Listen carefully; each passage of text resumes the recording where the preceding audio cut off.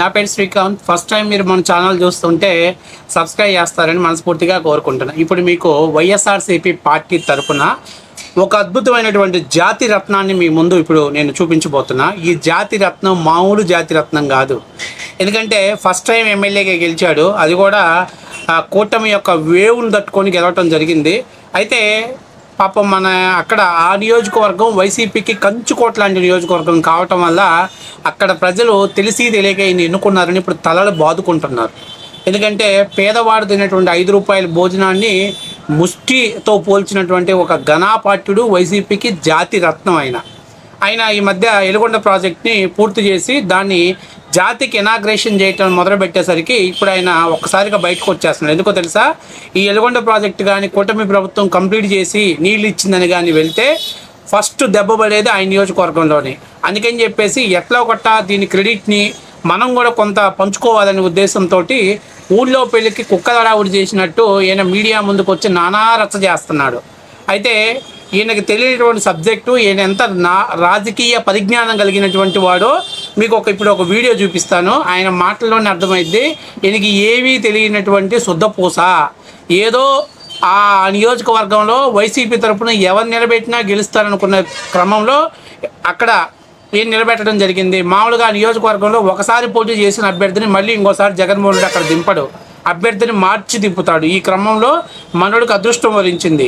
ఈ లెక్కలో 2029లో మనోడికి ఎర్రగొండపాలెం నియోజకవర్గం టికెట్ ఇస్తారో ఎవరో నాకు తెలియదు. కానీ సరే, ఫస్ట్ ఆఫ్ ఆల్ మన జాతి రత్నం నాలెడ్జీ ఎంత ఉందో ఒకసారి మీకు ఒక వీడియో చూపిస్తాను, చూడండి. మామూలుగా లేదు, ఆస్కార్ లెవెల్లో పర్ఫార్మెన్స్ చేస్తాడు బాబు. దయచేసి ఎవరు నవ్వకండి, చూడండి. 1996లో పార్లమెంట్ ఎలక్షన్స్ వచ్చాయి. ఆ సమయంలో పశ్చిమ ప్రకాశంలో గెలవాలి అంటే వెలుగొండ ప్రాజెక్ట్ని ప్రచారంగా అస్త్రంగా వాడుకోవచ్చని 1996 ఏప్రిల్ 20 తారీఖున కొబ్బరికాయ కొట్టి శంకుస్థాపన చేసి, శంకుస్థాపన పేరుతో 10 లక్షలు ఖర్చు పెట్టి, ఆ 10 లక్షల ఖర్చు కూడా టెంటులకి సామానులకి తప్ప ప్రాజెక్టుకి కాదు అనేది రికార్డ్స్ చెప్తున్నటువంటి అంశం. ఆ రికార్డ్స్లోనే మేము చెప్తే ఎట్లాగూ దాని మీద విషం చల్లుతారు, తప్పుడు ప్రచారంగా చిత్రీకరిస్తారని ఏఐ, చాట్ జీపీటీ, గూగుల్ ఇవి రెండిట్లో కూడా వెలుగొండ ప్రాజెక్టు యొక్క చరిత్ర ఏంటి అని కొడితే వస్తున్నటువంటి వివరాల సారాంశంనే ఈ పేపర్లో కూడా తీసుకొని వచ్చాను. మొట్టమొదట ఆ ప్రాజెక్ట్ స్టార్ట్ చేయడంలో కానీ, పని మొదలు పెట్టడంలో కానీ, పర్మిషన్ రావడంలో కానీ, డిపిఆర్ సిద్ధం చేయడంలో కానీ తెలుగుదేశం పాత్ర శూన్యం. 1996లో పార్లమెంట్ ఎలక్షన్స్కి పావుగా వాడేశాడు వెలుగొండ ప్రాజెక్ట్ని చంద్రబాబు నాయుడు గారు. ఈ బూడిద పార్టీ అధ్యక్షుడు ఆ వెలుగొండ ప్రాజెక్టుకి బూడిదని పూసేసి 9 సంవత్సరాలు తిరిగి చూడలేం. మళ్ళీ 9 సంవత్సరాలు వెలుగొండ ప్రాజెక్టుని కనీసం తట్టడు మట్టి తీసి మొదలు పెట్టినటువంటి చరిత్ర హీనుడు చంద్రబాబు నాయుడు గారు. అంతకుముందు రామారావు గారు కూడా అది చూసారు కదా ఇక్కడ వరకు. ఇప్పుడు నేనేమంటానంటే, మనోడికి నాలెడ్జ్ ఇంత లేదు, ఆవగింజ అంత లేదు. ఏమంటాడు? 9 సంవత్సరాలు తట్టెడు మట్టి తీయలేదంటాడు. సరే, ఇప్పుడు నేను ఆ స్టోరీ చెప్తాను, వినండి. 1996లో వాస్తవానికి చంద్రబాబు నాయుడు గారు వెలుగొండ ప్రాజెక్ట్ని పూర్తి చేయాలని, అంటే ప్రాజెక్ట్ కోసం అని చెప్పి శంకుస్థాపన చేశాడు. ఆ తర్వాత 1 సంవత్సరన్నర కాలంలో డిపిఆర్ రెడీ చేశారు. తర్వాత 98లో ప్రాజెక్టు కోసం కేంద్ర పర్యాటక అనుమతుల కోసం వాళ్ళు అప్లై చేశారు. తర్వాత 2002, 2003 వరకు వాళ్ళకి పర్యాటక అనుమతులు లభించలేదు. పర్యాటక అనుమతులు ఇవ్వకపోవడానికి ప్రధానమైన కారణం ఏంటంటే, అప్పట్లో ఈ ఏదైతే నల్లమల శ్రీశైలం ప్రాజెక్టు అని, శ్రీశైలం దగ్గర నుంచి నల్లమల అడవుల్లో నుంచి తవ్వుకుంటూ రావాలి, కాలువలు తవ్వుకుంటూ రావాలని చెప్పారు. అలా తవ్వినట్లయితే వన్యప్రాణులు నీళ్ళకు దిగినప్పుడు, తెలిసి తెలియక దిగినప్పుడు అందులో పడి చనిపోయేటువంటి ప్రమాదం ఉంటుంది. కాబట్టి వాటి సంరక్షణ కోసం పరిధిలో దృష్టిలో పెట్టుకొని దీన్ని డిపిఆర్ మార్చండి, అంటే కెనాల్స్ కాకుండా ఇంకేదైనా బెటర్గా చూసుకోండి అని చెప్పడం జరిగింది. అంతేకాకుండా అడ్డుగా ఉన్నటువంటి కొండల్ని ఏం చేయాలనే దాని మీద కూడా వాళ్ళు అప్పుడు చెప్పడం జరిగింది. సో అనేకమైనటువంటి సందర్భాలలో క్లిష్ట పరిస్థితుల్లో పర్యాటక అనుమతులు రద్దు చేయడం జరిగింది. సో 2002 తర్వాత రాష్ట్ర వ్యాప్తంగా 3, 4లో ఎలక్షన్స్ వచ్చాయి. ఎలక్షన్స్ వచ్చిన తర్వాత ఆంధ్రప్రదేశ్ ఇప్పుడు ఆయన ఏమంటాడు 9 సంవత్సరాలు అంట. అంటే 2004, 2009లో చంద్రబాబు నాయుడు గారు తట్టెడు మట్టి కూడా వెళ్ళేది అంటాడు. అందుకనే నేను చెబుతుంది ఏంటంటే ఈ జాతి రత్నానికి 2004, 2009లో కాంగ్రెస్ ప్రభుత్వం అధికారంలో ఉంది. అది తెలుసుకోవాలి ఫస్ట్ ఆఫ్ ఆల్. నీకు సబ్జెక్ట్ లేదు, నాలెడ్జ్ లేదు, ఏది పడితే అది మీడియా ముందుకు వచ్చేసి మాట్లాడతావు. నేనే పెద్ద తెలివికల్లోని అనుకుంటావు, పెద్ద పోటుగాని అనుకుంటావు నువ్వు. 2004లో కాంగ్రెస్ పార్టీ అధికారంలో ఉండి చంద్రబాబు నాయుడు తట్టడం మట్టి ఎట్ట తెస్తాడు? ఏమైనా బుర్ర ఉందా, ఆలోచన ఉందా నీకేమన్నా? 2004లో కాంగ్రెస్ పార్టీ ఉంది, 9లో కాంగ్రెస్ పార్టీ ఉంది. తర్వాత రాజశేఖర రెడ్డి గారు వచ్చిన తర్వాత జలయజ్ఞంలో భాగంగా ఆయన ఏదైతే శృంకేశుల బొట్టిపడియా అక్కడ ప్రాజెక్ట్ కట్టాలని నిర్ణయించుకున్నాడు. దానికి సంబంధించినటువంటి కాలువల పనులకు అప్పట్లో ఆయన జలయజ్ఞంలో భాగంగా కాలువలు దువ్వాడు. కాలువలు దువ్వి మట్టిని ద్వారా కొంత క్యాష్ చేసుకున్నారు. సరే, ఆ కాలువలు కూడా పూర్తి స్థాయిలో కంప్లీట్ చేయలేదు. సో ఆ తర్వాత 2009, 14 వరకు కూడా ఇక్కడ వర్క్ అయితే పెద్దగా జరగలేదు. ఆ టన్నెల్స్లో మిషన్ పెట్టి పంపింగ్ చేయాలి, అంటే ఆ సొరంగ మార్గాలు గుండా నీటిని పంపించాలి. ఎందుకంటే శ్రీశైలం దగ్గర నుంచి ఒక 200 మీటర్ల వరకు అప్రోచ్ కెనాల్ కట్టి అక్కడి నుంచి నల్లమల సాగర్ నుంచి టన్నెల ద్వారా నీటిని పంపింగ్ చేసి అక్కడి నుంచి ఏదైతే బ్యారేజ్లోకి తీసుకురావాలనేది వాళ్ళ వ్యూహం. అక్కడి నుంచి కాలువల ద్వారా నీటిని ప్రవహించాలనేది వాళ్ళ టార్గెట్. ఇందులో ప్రధానమైనటువంటిది సొరంగ మార్గాలు తవ్వటానికి చాలా ఇబ్బందికరమైన పరిస్థితి ఏర్పడింది. 2014 వరకు కూడా సొరంగ మార్గాలు కేవలం 5 కిలోమీటర్లు, 6 కిలోమీటర్లు మాత్రమే కంప్లీట్ అయినాయి. ఎందుకంటే ఇక్కడ చాలా ముఖ్యమైన విషయం, 5-6 కిలోమీటర్లు పెద్ద ప్రాబ్లం ఉండదు. కానీ 22 కిలోమీటర్లు, 18.8 కిలోమీటర్ల మధ్య సొరంగం దువ్వేటప్పుడు ఆ మట్టిని డంపింగ్ బయటికి చేయటం అనేది ఇప్పుడు అది పెద్ద సమస్య అనమాట. సో 2014 వరకు కూడా అది జరిగింది. 14 తర్వాత రాష్ట్రం వైబరికేట్ అయింది. అప్పటిదాకా రాజశేఖర రెడ్డి గారు ఈ యొక్క వెలుగొండ ప్రాజెక్టుకి జలాలు ఎక్కడికి వస్తాయని చెప్తే అప్పుడు రాష్ట్రం అంతా కలిసి ఉంది కాబట్టి ఇక్కడ మిగులు జలాలు ఉన్నాయండి, నికర జలాలు ఉన్నాయని చెప్పాడు. కానీ రాష్ట్ర వైబరికేట్ అయిన తర్వాత, ఎవరి స్టేట్ వాళ్ళకి సపరేట్ అయిన తర్వాత ఆంధ్రప్రదేశ్కి వెలుగొండ ప్రాజెక్టు మీద తెలంగాణ ముఖ్యమంత్రి గారు కృష్ణా ట్రిబ్యునల్కి వెళ్ళినప్పుడు మీకు ఇక్కడ నికర జలాలు లేవు, మిగులు జలాలు లేవు, నికర జలాలే ఉంటాయి, నికర జలాల కోసం ఇంత పెద్ద ప్రాజెక్ట్ ఎందుకు కడతారు మీరు అని చెప్పేసి అని కృష్ణా ట్రిబ్యునల్కి వెళ్తే అప్పుడు చంద్రబాబు నాయుడు గారు 2014-15లో పట్టిసీమ ప్రాజెక్టు కట్టడం ద్వారా 80 టీఎంసీ నీళ్లు మాకు వస్తున్నాయి. ఈ 80 టీఎంసీ నీళ్లు రాయలసీమలో ఒక 40 టీఎంసీలు, అలాగే ఈ యొక్క 40 టీఎంసీలు ప్రకాశం డిస్టిక్ అంటే వెలుగొండ ప్రాజెక్టుకు మేము కేటాయించుకుంటున్నాం. అంటే 2014-15 వరకు కూడా వెలుగొండ ప్రాజెక్టుకు నికర జలాలు మాత్రమే ఉన్నాయి, మిగులు జలాలు మాత్రమే ఉన్నాయి. ఆ మిగులు జలాలు అంటే ఏంటి, నికర జలాలు అంటే ఏంటో మరి మనోళ్ళు తెలుసో తెలియదు నేను చెప్తాను వినండి. నికర జలాలు అంటే ఒక కాలువ, అంటే ఇప్పుడు ఒక కృష్ణానదిలో ప్రవహించేటువంటి నీటి వాటా ఈ రాష్ట్రానికి ఇంత అని కేటాయించుకునే దాన్ని నికర జలాలు అంటారు. మిగులు జలాలంటే ఇప్పుడు సపోజు కృష్ణానది ప్రవాహం 1000 టీఎంసీలు వస్తుంది అనుకోండి, కర్ణాటకకి 250, అట్లాగే తెలంగాణకి 250, అలాగే ఆంధ్రప్రదేశ్కి ఒక సపోజు ఒక 500 టీఎంసీలు వేసుకుందాం. లేకపోతే మీకు ఇంకా బాగా ఉదాహరణ ఎగ్జాంపుల్ చెప్పాలంటే కర్ణాటకకి ఒక 350, తెలంగాణకి ఒక 350, ఆంధ్రప్రదేశ్కి ఒక 350, 1050 టీఎంసీలు ఆ నది ప్రవహిస్తున్నంత వరకు కూడా ఈ రకంగా డివైడ్ చేసుకుంటాం. ఇది నికర జలాలు. ఈ 350 టీఎంసీల పరిధిలోనే మనం ప్రాజెక్టు నిర్మాణం చేసుకోవాలి ఎక్కడైనా. అప్పుడు మనకి శ్రీశైలం ఎంత ఉంది, నాగార్జున సాగర్ ఎంత ఉంది, అలాగే పులిచింతల ప్రాజెక్ట్ ఎంత ఉంది, ఇవన్నీ కూడా కౌంట్ చేసుకుంటారు వాళ్ళు. సో ఇది నికర జలాలు. అంటే నేను 350 టీఎంసీలు వస్తాయంటే రావని కాదు, నేను అప్రాక్సిమేట్లీ వర్క్ చెప్పాను, మీకు రఫ్గా చెప్పాను అనమాట.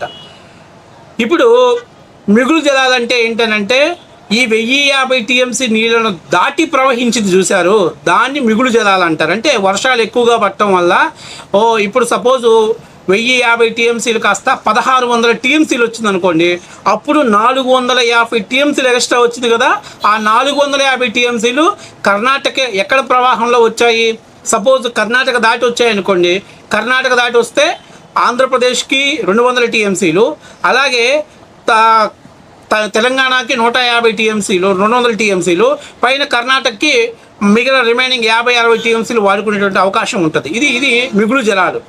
సో మిగులు జలాలంటే, నికర జలాలంటే మీకు ముందు క్లారిటీ చెప్పేశాను. మిగులు జలాలంటే ఏదైతే ఆ నదీ ప్రవాహం మించినటువంటి వరదలు కానీ ఆ నదికి వచ్చినట్లయితే ఆ మిగిలినటువంటి నీటిని పంచుకోవటాన్ని మిగులు జలాలు అంటారు. సో అప్పటిదాకా ఈ వెలుగొండ ప్రాజెక్టు మిగులు జలాల కింద ఉంటే, లేదు పట్టిసీమ మేము కట్టుకున్నాము, కృష్ణానది వాటర్ నుంచి సముద్రానికి వెళ్ళేటువంటి వేస్టేజ్ వాటర్ నుంచి మేము 80 టీఎంసీలు తీసుకుంటున్నాం కాబట్టి ఈ 80 టీఎంసీ నీటిని రాయలసీమకు అలాగే వెలుగొండ ప్రాజెక్టుకు తీసుకొస్తానని దానికి నికర జలాలు చూపించినటువంటి ఏకైక వ్యక్తి నారా చంద్రబాబు నాయుడు గారు. ఈయన ఏంటంటే మాట్లాడతాడు, వరకు పుస్కి మాటలు మాట్లాడతాడు, పెద్ద తెలిసిన పోటుగాల్ లాగా మాట్లాడతాడు.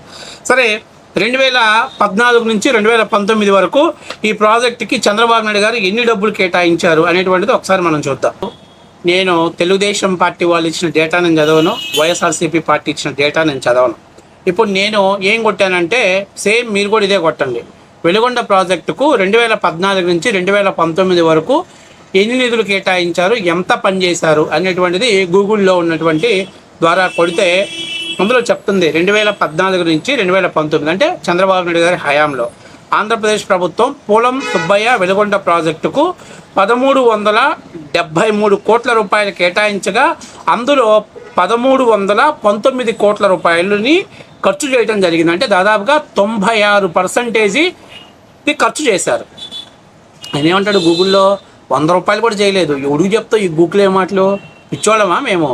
ChatGPT కూడా మీ మొహం మీద వస్తుంది. మీకు సిగ్గు రావట్లే. అయినా కూడా మీకు ఒక ప్రెస్ మీట్ పెట్టేటప్పుడు మళ్ళీ పెద్ద ధైర్యంగా గూగుల్లో ఏఐలో కొట్టుకొని చూడండి. ఇది ఏఐనా పనికి మాలినైనా ఒకసారి నువ్వు చూడు. నేను చెప్పేది అబద్ధం కాదు, మీరు కూడా కొట్టుకొని చూస్తే క్లియర్గా కనపడుద్ది. సరే, ఇప్పుడు చూద్దాం ఉండండి. నిధుల ఖర్చు, పనుల పురోగతి, బడ్జెట్ కేటాయింపులో వెలుగొండ ప్రాజెక్టు పనుల కోసం ప్రభుత్వం 1373 కోట్ల రూపాయలు కేటాయించింది. అందులో దాదాపుగా 13,900 కోట్లు ఖర్చు పెట్టింది. మొత్తం పని శాతం 2014 నుంచి 19 మధ్య కాలంలో ప్రాజెక్టుని 30% పనులు చేసి తుది దశకు తీసుకొచ్చింది. ఇది సిగ్గు ఉండాలి మీకు సిగ్గు ఉండవాలి. మీకు ఏ కూడా ఊసినా మీ ముఖం మీద సిగ్గు లేదు మీకు. మళ్ళీ ఏమైనా మాట్లాడితే క్యాస్టులు తీసుకొస్తారు, కానీ మీరు మాత్రం ఇలాంటి పనులు చేస్తారు. సరే, ఇప్పుడు చూడండి పనులు ఏమేం చేశారు. టన్నెల్ 1లో పనులు సుమారుగా 18.78 కిలోమీటర్ల పొడవైనటువంటి మొదటి సొరంగం తవ్వకాలలో పనులు 2018 నాటికి 13.6 కిలోమీటర్ల మేర పనులు పూర్తయ్యాయి. టన్నెల్ 2 రెండవ సొరంగంలో పనులకు సంబంధించినటువంటి టన్నెల్లో బోరింగ్ మిషన్ సహాయంతో అడవి ప్రాంతం గుండా తవ్వకాలు జరిగాయి. కాలువ నిర్మాణ పనులు కృష్ణానదిలో శ్రీశైలం జలాశయం నుంచి నీటి తరలించే వీలుగా ప్రధాన కాలువలు, ఫీడర్ కాలువల పనులు, హెడ్ రెగ్యులేటర్ నిర్మాణ పనులు ఈ కాలంలోనే జరిగాయి. ఇది నేను ఇచ్చినటువంటి సమాచారం కాదు, ఇది గూగుల్ ఇచ్చినటువంటి సమాచారం. నేనేమంటున్నానంటే మన చంద్రశేఖర్ గారిని, తాడిపత్రి చంద్రశేఖర్ గారిని, మీరు ఎట్లాగో శాసనసభకు పోవట్లా, ప్రజల సమస్యల మీద పోరాడట్లా, దయచేసి మీకు దండం పెడతా రాజీనామా చేసేయండి. కనీసం మీకు సిగ్గన్నా ఉంటే రాజీనామా చేసేసి నిస్వార్థంగా మళ్ళీ ప్రజాక్షేత్రంలోకి పోయి మేము ఇంత గొప్పోళ్ళము, మాకు మాకు మాకు ఏదన్నా మళ్ళీ ఓట్లు వేయండి అని అడిగితే ప్రజలు ఓట్లు వేస్తారో మొహం మీద ఉమ్మేస్తారో ఒకసారి తెలుసుకోండి. సరే, ఇప్పుడు నేనేమంటానంటే సరే ఆయన అన్నాడు కదా, ఆయన చెప్పినట్టు ఒకసారి గూగుల్ని ఫాలో అవుదాం. నేను ఇంకెవరిని ఫాలో అవను, ఆయన చెప్పినట్టు గూగుల్ని ఫాలో అవుదాం. ఏమని పెడుతున్నానంటే వెలుగొండ ప్రాజెక్టుకు 2019 నుంచి 2024 వరకు నిధుల కేటాయింపు పనులు ఎంతవరకు జరిగాయి అని గూగుల్ని అడుగుతా. ఆయన చెప్పాడు కదా, ఆయన చెప్పిన గూగుల్నే మనం ఫాలో అవుతే ఆ గూగుల్ ఏం సమాధానం చెప్పిందో ఒకసారి మనం చూద్దాం. ఎందుకంటే పోలం సుబ్బయ్య వెలుగొండ ప్రాజెక్టుకు 2019 నుంచి 2024 వరకు అంటే వైసీపీ ప్రభుత్వంలో నిధుల కేటాయింపు పురోగతులు ఈ విధంగా ఉన్నాయి. టన్నెల్ 1 18.878 కిలోమీటర్ల పొడవున్నటువంటి మొదటి టన్నెల్లో 2018 నాటికి 13.6 కిలోమీటర్లు పూర్తవగా మిగిలినటువంటి సుమారు 5 కిలోమీటర్ల పన్నుల్ని 2019-2024 మధ్య కాలంలో కేవలం 2 కిలోమీటర్ల మేర మాత్రమే తవ్వకాలని పూర్తి చేసి 2021 నాటికి మొదటి టన్నెల్ తవ్వకాలు పూర్తయింది. 2 కిలోమీటర్లు ఓకేనా. టన్నెల్ 2 రెండవ టన్నెల్కి సంబంధించినటువంటి పనులు మందగించాయి. ఈ కాలంలో టన్నెల్ బోరింగ్ మిషన్ సాంకేతిక సమస్య వల్ల టన్నెల్లోనే ఇరుక్కుపోయింది. డిజైన్ చేసిన విధంగా 9.2 మీటర్ల వ్యాసార్థం కాకుండా పనులు వేగవంతం చేయడానికి 5 కిలోమీటర్ల వ్యాసార్థం అంటే దాంతో డ్రిల్లింగ్ మరియు బ్లాస్టింగ్ పద్ధతి ద్వారా తవ్వకాలని పనులు కొనసాగించాలి. కానీ దాన్ని కొనసాగించకుండా ప్రాజెక్టులో నీళ్ళు నిలబెట్టకుండా, ప్రాజెక్టుని నీళ్లు నిలబెట్టినటువంటి ఘనా పార్టీలు, నీళ్లు లేకుండా ప్రాజెక్టుని ఓపెన్ చేసి జాతికి అంకితం ఇచ్చినటువంటి ఘనా పార్టీలు ఎవరైనా ఉన్నారంటే అది వైఎస్ జగన్మోహన్ రెడ్డి గారు. దేశ చరిత్రలో ఇంతటువంటి అంటే ఏమనాలో నాకు అర్థం కావట్లేదు. టెక్నాలజీ కూడా కాదు. ఇప్పుడు కుప్పంలో ఆయన కాలంలో నీళ్లు పెట్టి ప్రాజెక్ట్ ఓపెన్ చేసి కుప్పానికి నీళ్ళు ఇచ్చినటువంటి, అంటే చంద్రబాబు నియోజకవర్గానికి నీళ్ళు ఇచ్చిన జగన్మోహన్ రెడ్డి అన్నాడు. తర్వాత ఒక రోజు తర్వాత పోతే ఆయన ఓపెనింగ్ చేశాడు, వెళ్ళిపోయాడు. అక్కడ చూస్తే సిట్టింగ్ చేశారు. అది కాలువ కాబట్టి సార్థమైంది. ఇది ప్రాజెక్ట్ కదా, ఇది వల్ల కావాలా, అందుకని చెప్పేసి పాప మనోళ్ళు దాన్ని చేయలేకపోయారు. లేకపోతే సినిమాటిక్లో 3D ఎఫెక్ట్స్ ఏమైనా ఉంటే వాటిని ఉపయోగించేసి నీళ్ళు కిందకు వదిలేవాళ్ళే. నీళ్ళు కిందకు వదిలిన ఆశ్చర్యపోవాల్సిన పని లేదు. సరే, ఇప్పుడు నిధుల కేటాయింపు విషయంలోకి వద్దాం.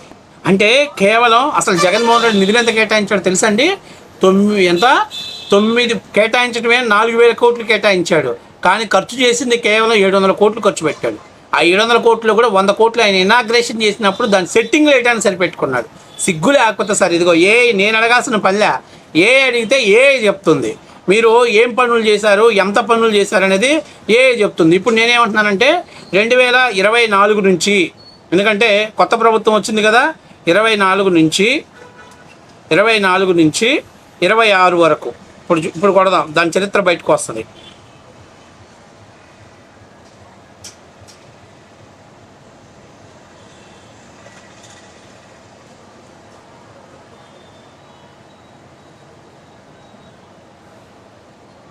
చూడండి, ఇప్పుడు నేను కొడుతున్నా. ఇందాక మీకు 23 వరకే కొట్టాలి, ఎందుకంటే 24 కొట్టడం వల్ల ఈ ప్రభుత్వం చేసినటువంటి పనులు వచ్చేది ఏంటంటే ఆ మిషన్ ఏదైతే కట్టింగ్ మిషన్ ఇరక్కపోతే దాన్ని అలాగే పెట్టి మా మహానుభావుడు ప్రాజెక్ట్ ఓపెన్ చేశాడు. ఇప్పుడు చూడండి, 2024 నుంచి 26 వరకు మధ్య వేగంగా కొనసాగాయి. కూటమి ప్రభుత్వం వచ్చాక నిధులు కేటాయించు మరియు టన్నెల్ పునరావాస పనులు పూర్తి చేసింది.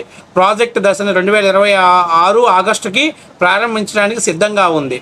ఇక నిధుల కేటాయింపు మరియు పరిహారం, R&R ప్యాకేజీ నిర్వాసితులకు పరిహారం కోసం నల్లమల్ల సాగర్ రిజర్వాయర్ నింపటం కోసం అదనంగా 905 కోట్ల రూపాయలని కేటాయించారు. ఇప్పటి వరకు నిర్వాసితులకు ప్రభుత్వం 768 కోట్ల రూపాయలు అందించింది. మొదటి విడత 2,557 కుటుంబాలకు 318 కోట్లు కేటాయించారు. రెండవ విడత 1,626 కుటుంబాలకు 200 కోట్ల రూపాయలు. మూడవ విడత 2,027 కుటుంబాలకు ఈ 250 కోట్ల రూపాయలు ప్రభుత్వం ఇది కేటాయించడానికి కొంచెం టైం పట్టింది. దీన్నే వాళ్ళు రాజకీయం చేసి పెద్దగా గందరగోళం చేసి ఏదో రాజకీయ లబ్ధి పొందాలని చూస్తున్నాడు. ఫీడర్ కెనాల్ పనులకు చంద్రబాబు ప్రభుత్వం 600 కోట్ల రూపాయలని మంజూరు చేసింది. ఇక స్వరంగాలు టన్నెల్ 1 మరియు టన్నెల్ 2 తవ్వకాలు, లైనింగ్ పనులు పూర్తయ్యాయి. టన్నెల్ 2 వద్ద బోరింగ్ మిషన్ తొలగింపు ప్రక్రియ ముగిసింది. ఈ తొలగింపు ప్రక్రియ తీయటానికే ఈ ప్రభుత్వానికి 6 నెలలు టైం పట్టింది. ఎందుకంటే అది ఇరక్కపోయింది.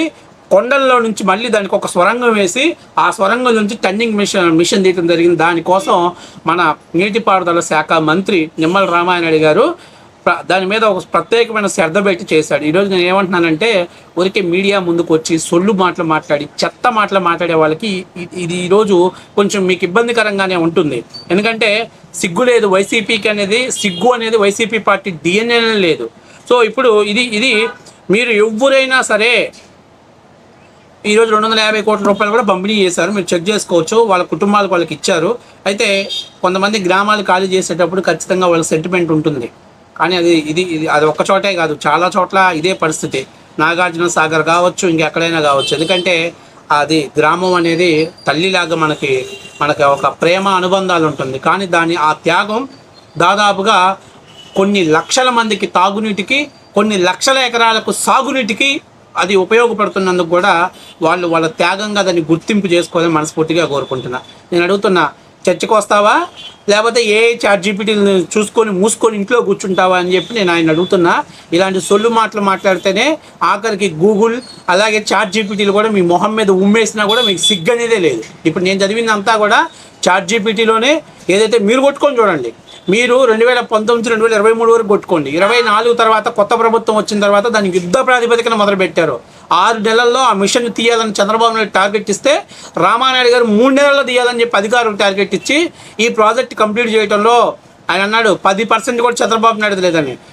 10 నుంచి 20% రాజశేఖర రెడ్డి వాళ్ళ కొడుకుతుంటే మిగిలినటువంటి 80% చంద్రబాబు నాయుడు గారి కృషి. ఈరోజు నేను ముఖ్యమైన విషయం చెప్తున్నా, ఈ ప్రాజెక్టు కట్టడం ద్వారా ఎవరెవరికి లబ్ధి చేకూడదు నేను చెప్తాను. ఎర్రగొండాయపాలెం వైఎస్ఆర్సీపీ పార్టీ, మార్కాపురం వైసీపీకి కంచుకోట, అలాగే కనిగిరి వైసీపీ పార్టీకి హెడ్జ్ లైన్లోనే ఉంటారు, అలాగే గిద్దలూరు వైసీపీ పార్టీకి ఒక రకంగా హెడ్జ్ లైన్లోనే ఉంటారు, అలాగే దొనకొండ మండలం అటువైపు చూసుకుంటే బద్వేల్, అలాగే కడపలో బద్వేల్ వస్తుంది, అలాగే ఏదైతే నెల్లూరు జిల్లాలో ఉదయగిరి, అలాగే కందుకూరు, ఇవన్నీ ప్రాంతాలకు సాగునీరు తాగునీటి కోసం అంటే వైఎస్ఆర్సీపీ పార్టీకి పట్టున్నటువంటి నియోజకవర్గాలలో తమకు రాజకీయ ప్రయోజనం లేకపోయినా ఇక్కడ ప్రజలు బాగుండాలి, అభివృద్ధి చెందాలనేటువంటి అకూంతల దీక్షతోటి చంద్రబాబు నాయుడు గారు ఈ ప్రాజెక్టు కట్టారు. ఇవాళ మీడియా ముందుకు వచ్చి మాట్లాడటానికి మీరు మీ చేత మాట్లాడిస్తున్నారు. దమ్ముంటే మీ పార్టీలో గెలిచిన ఇంకొక ఎమ్మెల్యే కానీ మాట్లాడుంటే సమాధానం ఇంకో రకంగా ఉండేది, సమాధానం ఇంకో రకంగా చెప్పేవాళ్ళమే. ఎందుకంటే రెడ్లు అని చెప్పి వాళ్ళని ఉసిగొలిపి వాళ్ళ చేత ఓట్లు వేయించుకొని రాజకీయ లబ్ధి పొంది వాళ్ళ నెత్తి మీద వాళ్ళ నోట్లో మట్టి కొట్టినటువంటి వ్యక్తి జగన్మోహన్ రెడ్డి గారు. కాబట్టి ఇవాళ మీరు మాట్లాడుతున్నారు కాబట్టి మేము సమాధానం చెప్పలేకపోతున్నాం. కాబట్టి మీరు ఎందుకు ఈ ఆఫ్ నాలెడ్జ్తో ఈ కోడి బుర్రతోటి వస్తావు? గూగుల్ చాట్ జీపీటీ కూడా మీ మొహాన్ని ఊసింది. ఇప్పటికైనా సిగ్గు తెచ్చుకొని ఒళ్ళు దగ్గర పెట్టుకొని మాట్లాడితే బాగుంటుంది.